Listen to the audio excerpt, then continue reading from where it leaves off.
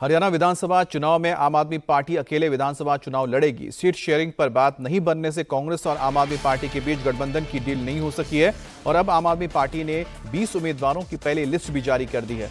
बताया जा रहा है कि आम आदमी पार्टी कांग्रेस से 10 सीटें मांग रही थी। ये सीटें पंजाब और दिल्ली के बॉर्डर से सटे जिले में थी।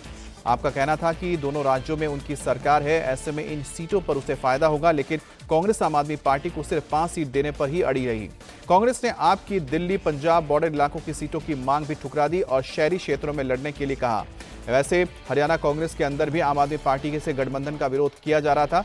खुद पूर्व सीएम भूपेंद्र सिंह हुड्डा और राज्यसभा सांसद रणदीप सुरजेवाला इसके विरोध में खड़े थे, जबकि राहुल गांधी आम आदमी पार्टी के साथ गठबंधन चाहते थे। हरियाणा कांग्रेस के नेताओं का कहना था कि हरियाणा में इस समय कांग्रेस के पक्ष में माहौल है और बीजेपी को हराने के लिए उन्हें हर सीट पर मजबूत प्रत्याशी उतारने की जरूरत है। जिसके बाद राहुल गांधी ने गठबंधन के फैसले पर एक कमेटी का गठन किया था। कमेटी ने भी अपनी रिपोर्ट में गठबंधन नहीं करने की सलाह दी।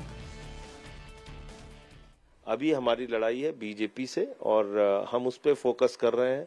बातचीत में क्या हुआ नहीं हुआ उसके विस्तार में जाने का कोई अर्थ नहीं। राजनीतिक दल है तो लड़ेंगे अलग अलग।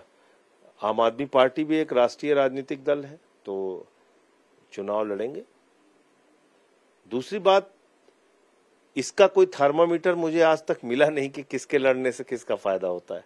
जनता है, जनता के विवेक पे छोड़ दीजिए, वो तय करें। एनडीए के साथ जेडीयू था और नॉर्थ ईस्ट में अलग चुनाव लड़ता था। शिवसेना उद्धव ठाकरे जी की पार्टी जब एनडीए में थी, उत्तर प्रदेश के सारे चुनाव शिवसेना लड़ती थी, छत्तीसगढ़ में लड़ती थी, दूसरे प्रांतों में लड़ती थी, किसी ने कभी नहीं पूछा। तो भाई 144 करोड़ लोगों का मुल्क है, किसी राज्य में साथ मिलकर लड़ेंगे, कहीं खिलाफ लड़ेंगे। राष्ट्रीय स्तर पे गठबंधन जो है वो साथ मिलकर चुनाव लड़ेंगे।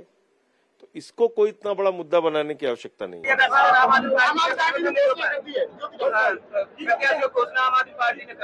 क्या कहना चाहोगे चुनाव को लेकर? चुनाव को लेकर क्या कहना चाहोगे? कांग्रेस आ रही है, भाजपा जा रही है।